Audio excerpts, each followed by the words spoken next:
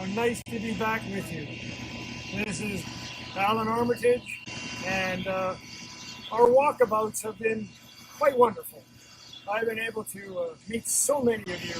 Believe it or not, there's hundreds of you that come around with me when I do walkabouts in my little garden. Tonight, well, perhaps you're tired of my garden, so I thought it was time for a switch. And I am going to take you through the trial gardens at the University of Georgia.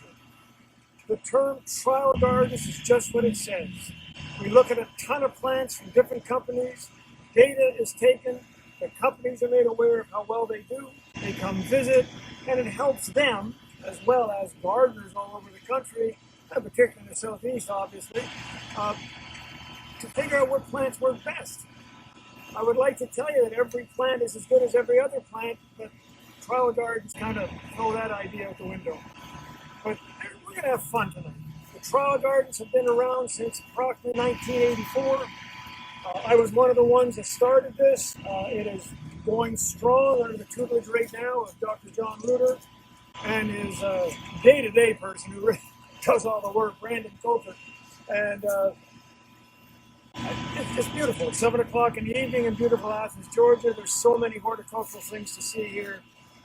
This is one of them. So when you come visit us at Athens, maybe next month I'll be taking you to State Botanical Garden, Georgia. But right now, here's one of our many horticultural gems. So come on, let's go for a walk, and I'll just show you a few things.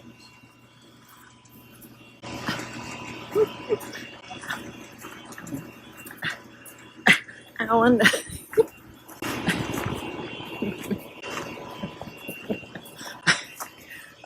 Okay, I got you. My beautiful wife Susan is holding camera tonight. I had a wonderful conversation. I meet so many of you through this or through YouTube or through just talking on the phone. And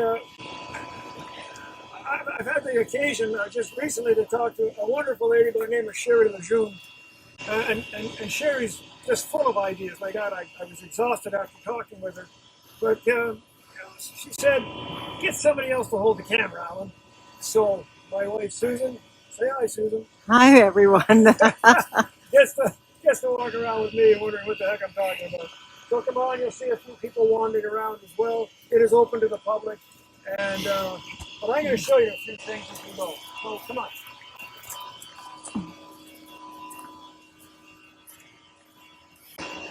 Just for fun, as we pass some of these weird and wonderful things, how about a yellow plant that is your grandmother's plant? This is 4 o'clocks. I mean, who grows 4 o'clocks anymore? Well, we have everything in this trial garden at Georgia, and we like to show not just the great breeding of today, but also some of the great flowers of yesterday. 4 o'clocks, my goodness. And if you get closer, you can see how beautiful they are.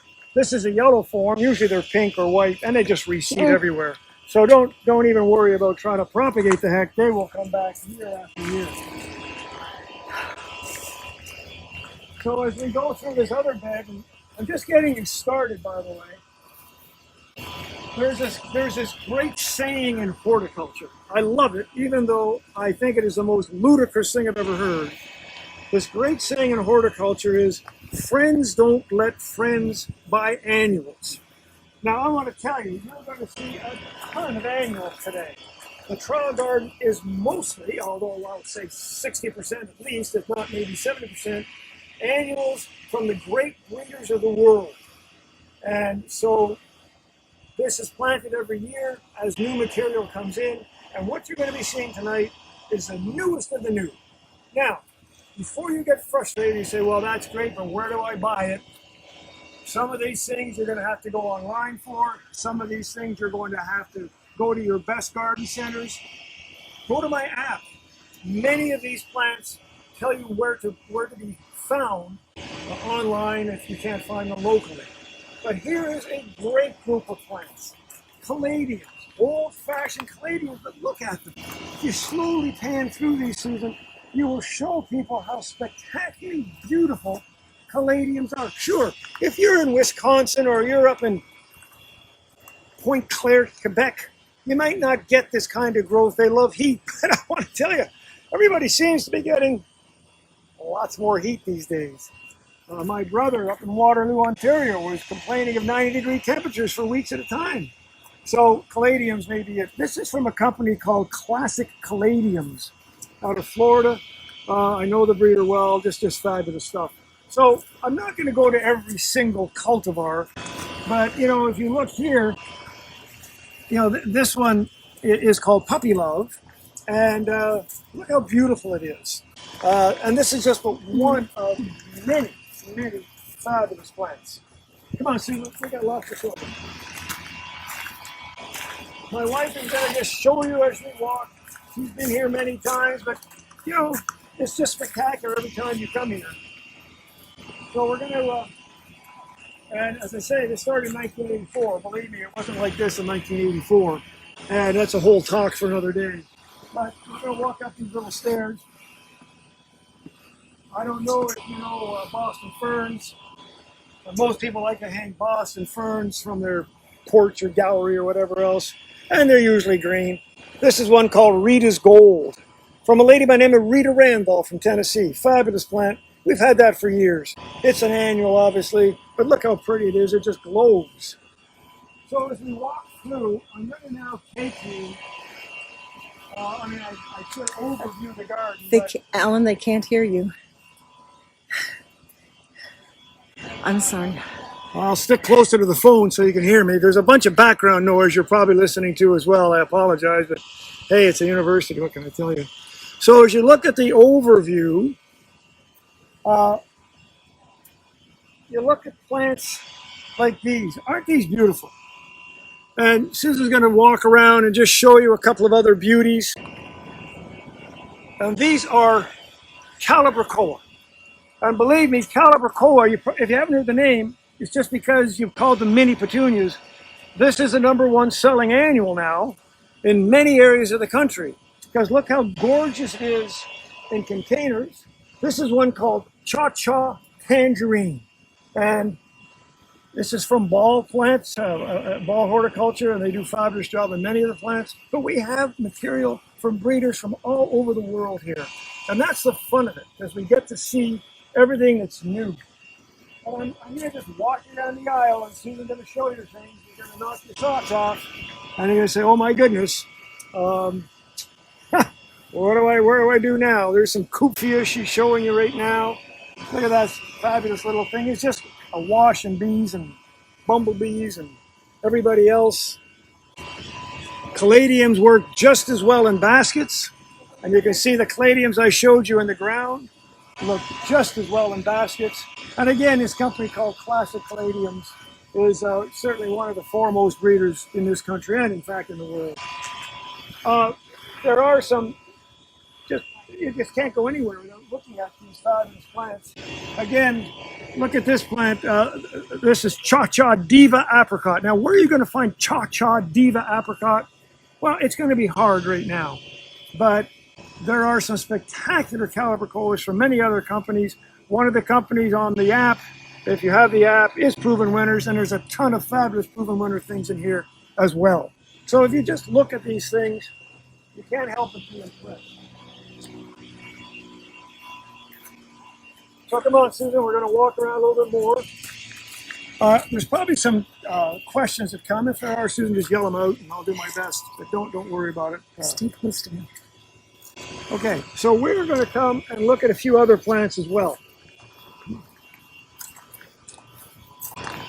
So Susan right now is looking at some pretty spectacular plants called Gaillardia. Gaillardia is called blanket flower.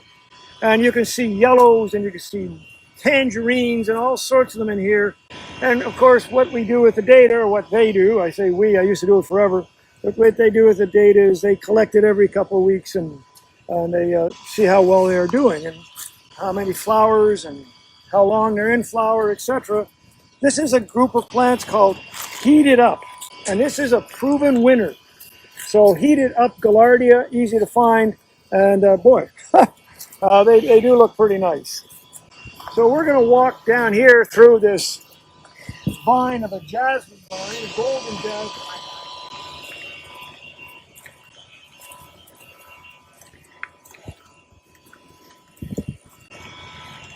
This is kind of a cool Gaillardia, much different than what you're used to seeing with those flared petals. And you know, Gaillardias are in many, many colors and many forms and many shapes. And that one you just saw was called Fire Wheels.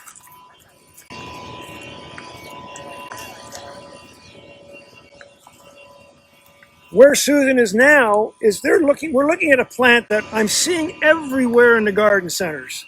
I'm seeing them today in the garden centers, and it's August. So this is a plant that really, really tolerates heat well. It tolerates full sun. By the way, you're in the back 40 here. Just about everything, unless we put shade on it, is in full sun. So this is called Pentas, Pentas, otherwise known as star flower, because when you look at the flowers up close, they have that star shape, and they really are quite beautiful. There's a whole lot of different companies doing them. I don't think you can go too far bad on any of these. That one is called Glitterati. This beautiful red one, which I really like, is one called Sunstar Red. And again, from proven winners. And I think you'll really enjoy finding these pentas. And remember, you can still put them in the ground. I know these are annuals, and those of you that are, I don't know, in Alaska might want to do it, but you know, many others, these do very, very well. You gotta stay with me. Can't hear you. So we're going to walk a little bit further here. I want to take you down this road and show you a really cool group of plants.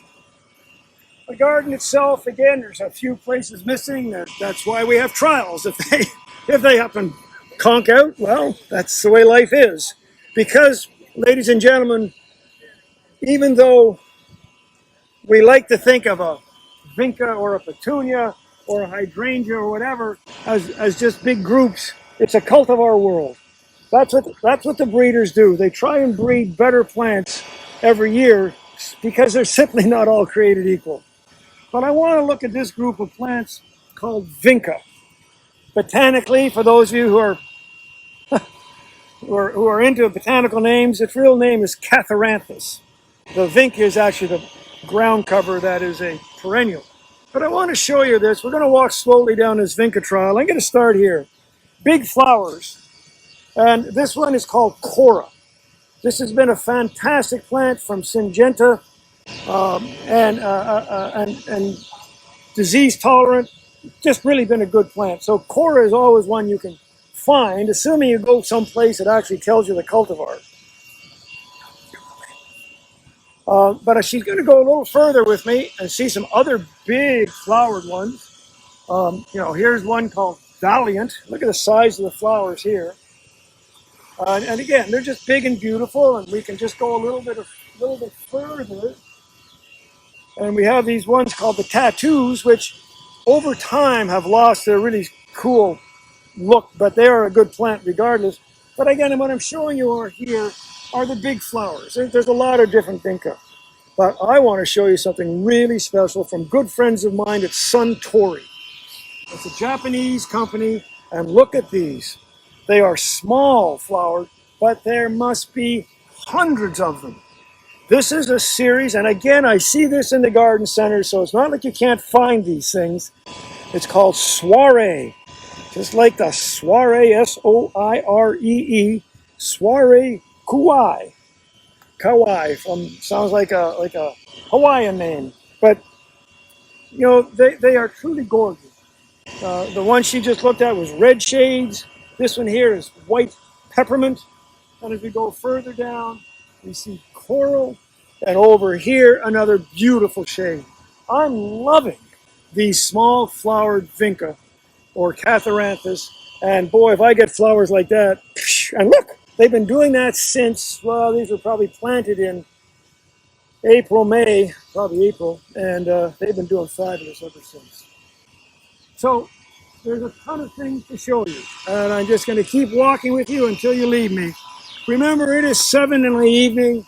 It is our time for a little light refreshment, so feel free to take a break, get a nice glass of wine, because as I have said before, the more you drink, the better I sound. We're going past now some lovely petunias, but oh my, just look at the petunias down this aisle. There are some fabulous petunias, and I don't want to hear anybody say bad things about petunias anymore because they work. These have all been cut back once, so they flowered once, cut back, and coming back again after 2 to 3 weeks. And they are from all over the world. Here's American Taki, their headquarters are in Japan, and this is one called Trilogy. There's just so many beautiful ones that I want to show you, but I can't show you them all, so I'll show you just a few. We're going to just go down here a little bit, and Susan will show you these beautiful containers of petunias. I don't think any of you would say no to a single one of these. But here's one of my favorites. I just love this bicolor. And again, there's another container here. And this is called Mini Vista Pink Star. And Mini Vista Pink Star from proven winners. And again, every company has fabulous things. So there's not a company that's represented in this garden, and there are dozens of them from all over the world, that doesn't have some beautiful plants in here. So that's a small flower petunia. You can just see some bigger ones here. And we're going to walk a little bit further, and we're going to show you a couple of my other favorite petunias. And again, if I've left some out and some of the breeders are watching, I apologize. They are pretty good. I'm afraid to come too close this direction because this noise is going to drive us crazy, but we'll do the best we can. There are 2 petunias in here. Okay, stay with me and talk up. There are 2 petunias in here that I really like. This is one called Bee's Knees, like a bee. Bee's Knees. And it has been very good. This is from Ball Horticulture. And none of these breeders probably mean anything to most of you, so don't even worry about it. But if anybody from Ball Horticulture is listening, well done. And another great one that I like, smaller and maybe not as bright, but I like it very much. And this is one called Banana. Probably a good name, Banana. And again, from a company called Syngenta. But aren't those cool? And petunias, I don't want to go crazy with petunias because you'll get tired. But there's lots to see. So I'm going to show you something you probably haven't seen very much of. And they're kind of falling apart right now, but these are really kind of cool plants. This plant that you're looking at here and the ones in the background here are a cross, and I'm going to tell you what I'm told. I'm not 100% sure, but this is called Echibeckia. Echibeckia, from Echinacea and Rudbeckia. And you're seeing them at the garden centers now. They're more Rudbeckias than anything, but they have some really cool colors. And if we just go around a little bit, so that I can show you a couple of these others.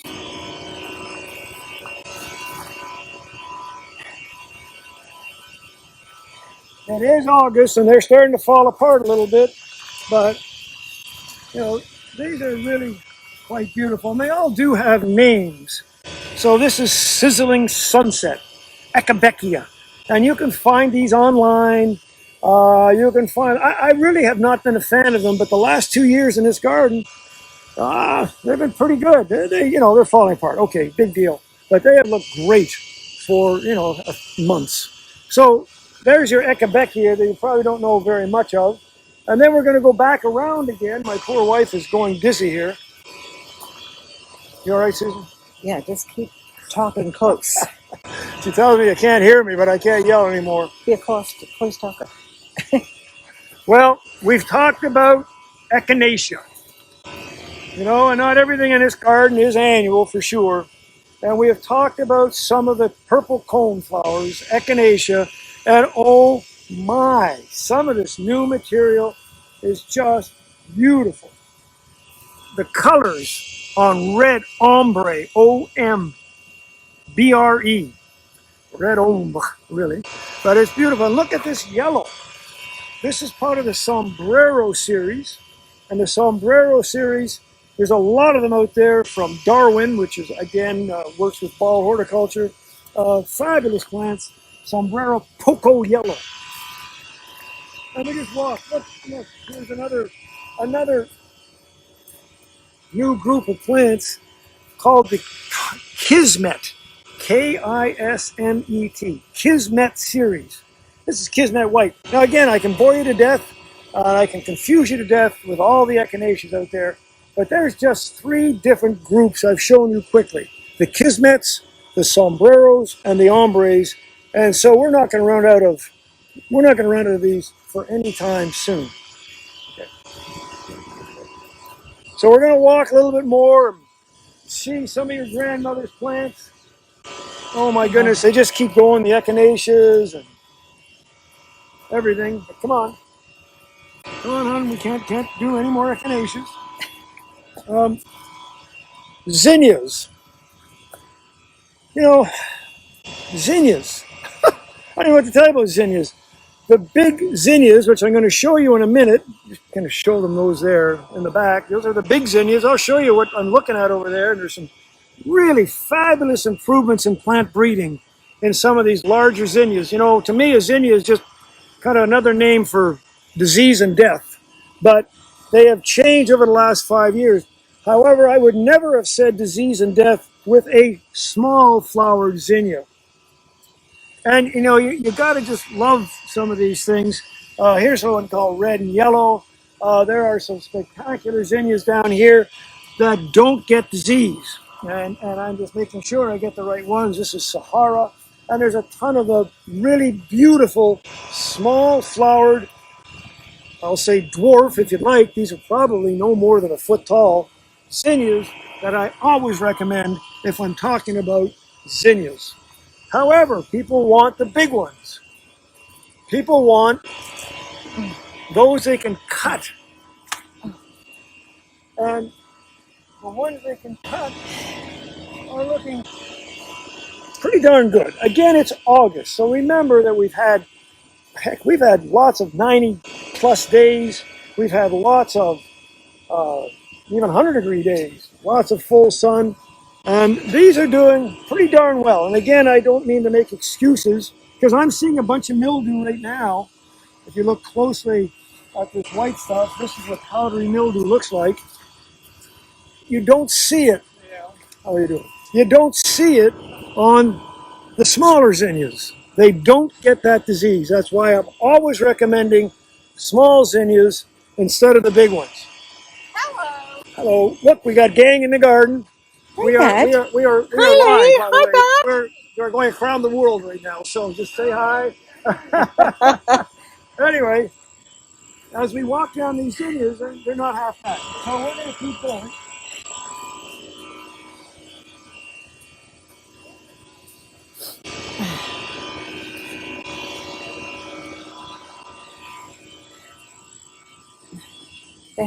They had a question about breeders. I didn't know what it was. Here's a plant that I'm not sure how many of you know. And again, breeding is making this much better. We used to call this flowering maple for the kind of maple-like leaves. It was also called parlor maple because it was originally used as an indoor plant in parlors in England. Its botanical name, for those who want it, is called abutilon, A-B-U-T-I-L-O-N. But you can see this is 3-4 feet tall. There's others beside it that are maybe 2 feet tall. There's a lot of interest in abutilon these days. And so I just wanted to show you that they're also looking at those. There's just so many things in this garden that will drive you crazy, and it's getting noisy, so come on.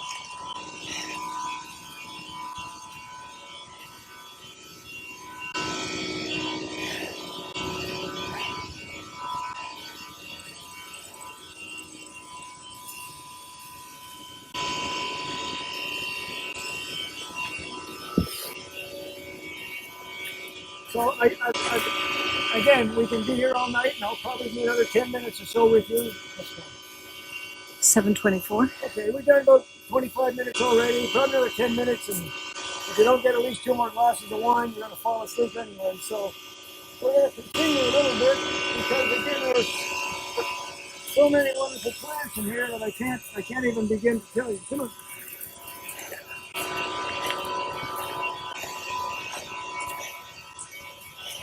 So a plant that many of you are using, particularly those who live in warmer climates. This is called summer snapdragon. And the summer snapdragons have become quite popular in the last 10 years. Its botanical name is Angelonia. You can also call it angel flower, which probably makes it a little easier to remember. But a whole bunch of beautiful ones from the different breeders in the world. Pan American, which is part of Ball, Proven Winners, Danziger.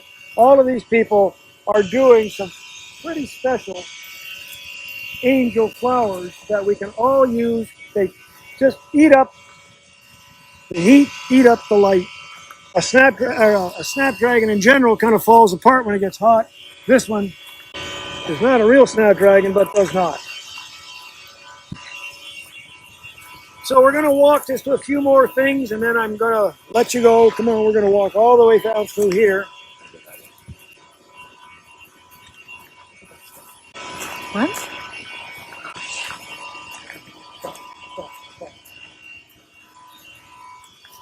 So I don't know how many of you are liking ground covers, but here's a ground cover, and there's a whole slew of them in its bed. Some are better than others. Again, that's what trial gardens are all about. But this is a ground cover called fan flower because it looks like little fans. We also know it as scaevola, S-C-A-E-V-O-L-A, scaevola. It's actually native to Western Australia and other parts of Australia. So it's tough as nails. The blues are what originally came out, but there's pinks and there's whites and there's all sorts of them. And I'm all about scaevola in containers or in the ground. It does not have to be a ground cover. It can be a filler in your container. And that is what makes scaevola so wonderful for so many people. Look at this blue one. Isn't that beautiful? This is called Whirlwind Blue. And again, it's a proven winner one. So I hate to keep talking about the app, but if you don't have it, get it. And if you do get it, you'll find that places that you can buy perennials are there, places to buy vines are there, places to buy annuals are there. And certainly Whirlwind Blue is one that you really want to try. So, let's over here.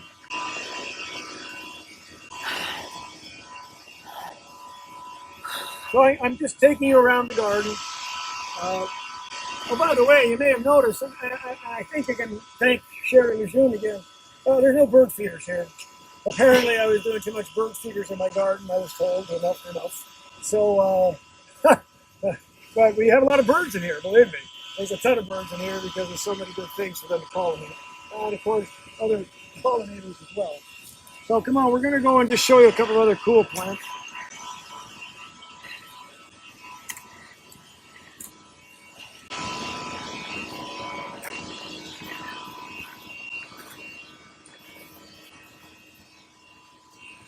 Some of the wonderful pennisetums.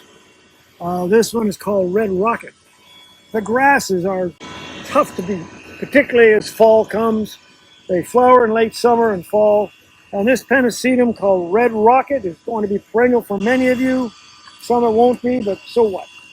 It looks fabulous. I think this is one that will be perennial for most people.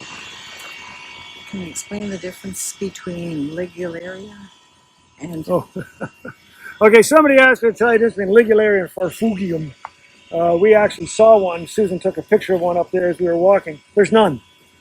Okay? The Ligularia, the genus Ligularia in general has been turned into Farfugium, but there are still many people that like the rocket types with the big yellow flowers, the upright types, and call those Ligularias. The one that Susan showed as we were walking down, it's called Giganteum, by the way. It's fabulous for the south, which is the only good one for the south, by the way. That's often called Farfugia, but there's really no difference. And again, I'm going to tell you something, and I promised my wife I wouldn't schlep anything today. So I just, and you've probably seen if you're following me at all, I just brought out the latest edition of the Big Perennial book. And it's Herbaceous Perennial Plants, the 4th edition. Sales have been brisk. Thank you if you bought one. It's on my website, alanormitage.net. But the reason I'm mentioning that is one of the additions to that book compared to others is I put the old genus name and the new genus name in tables, Farfugium and Ligularia, and you know, all the various changes that are so confusing. I put them in one place. They still be confusing, but they're all there. So if you get that book, that's at least one thing that you will certainly enjoy. So come on, we're still walking.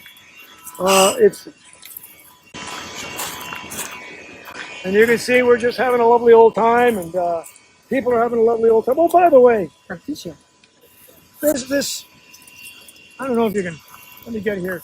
This is Baptisia, and the Baptisias I love for spring flowering, and this is the fruit.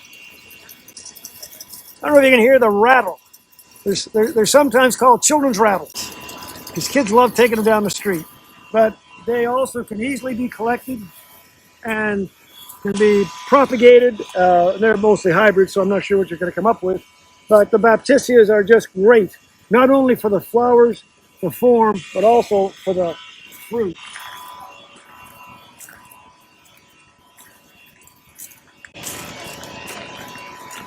We'll keep walking a little bit longer here because I got a couple more things to show you, and then we are going to let you get your dinner.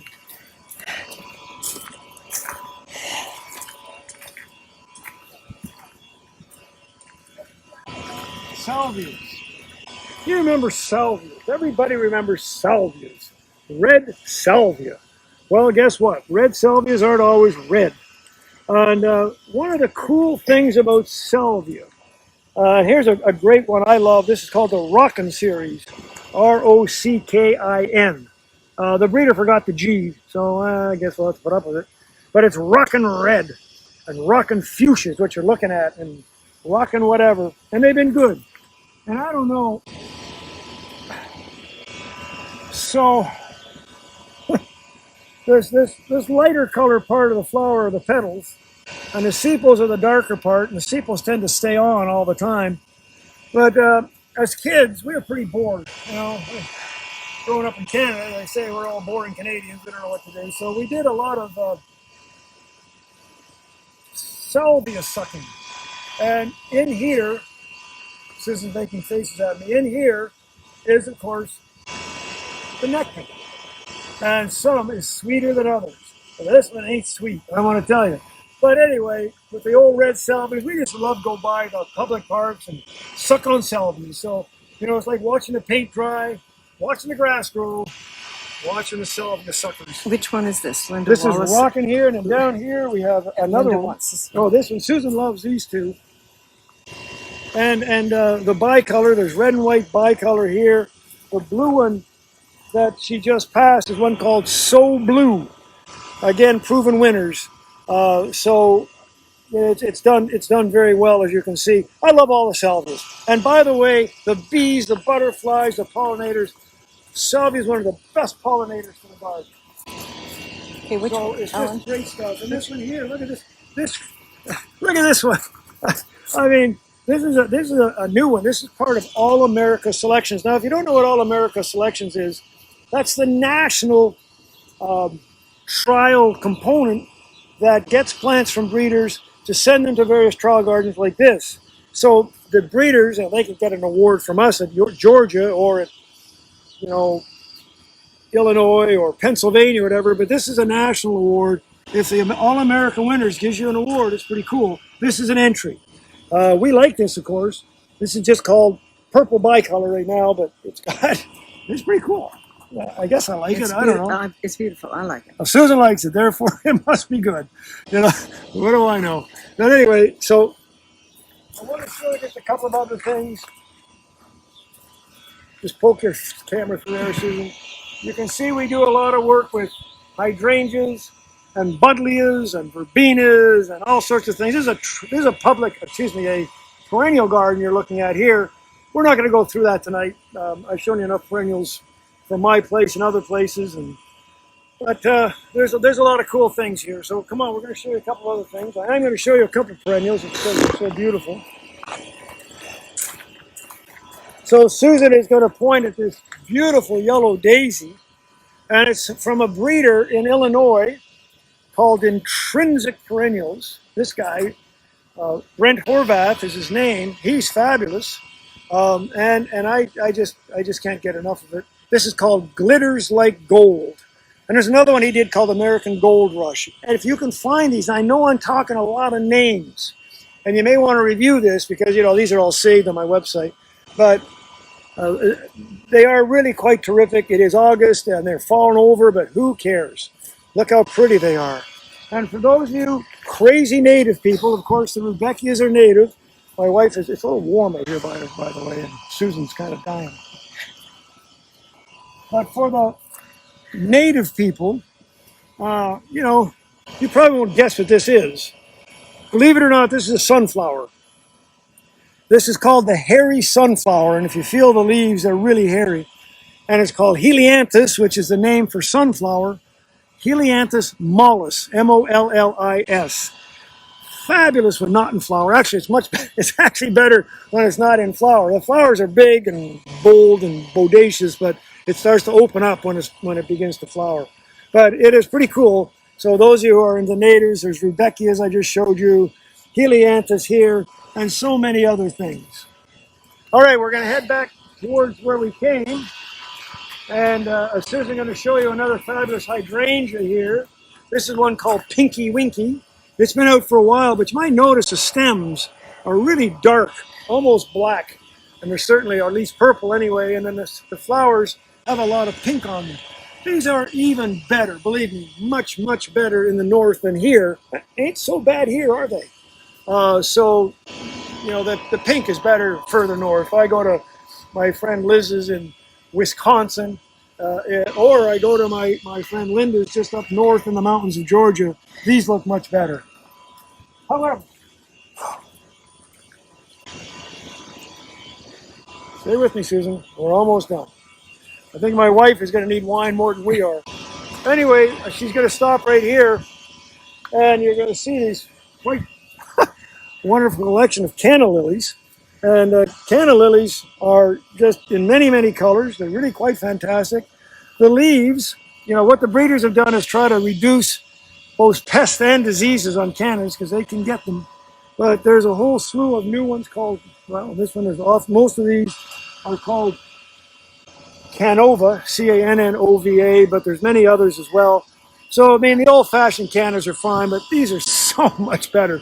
And I guess one of the things that I want to tell you about why we're here is that if you had misery, failure, defeat 5 years ago with a plant and you've given up on it, I want to tell you that things are probably better today. The breeders that we have in horticulture, I mean, yeah, you may not know this, but this is a huge, huge industry. Landscaping, you know, designers, gardeners, garden centers, just everybody who does this stuff, looking for the newest, not only the newest, the best. And sometimes the old ones are the best. But I just wanted to show you some of these cannas so you know that there's good things happening.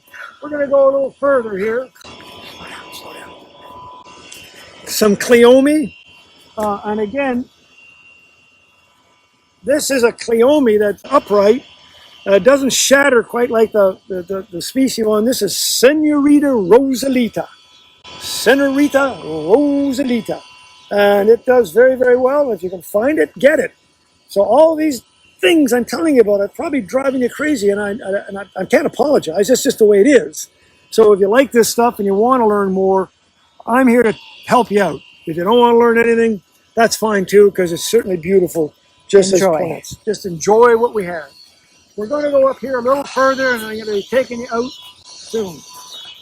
No, sorry, I want to show you one of my most favorite plants. I've always shown you this in my garden.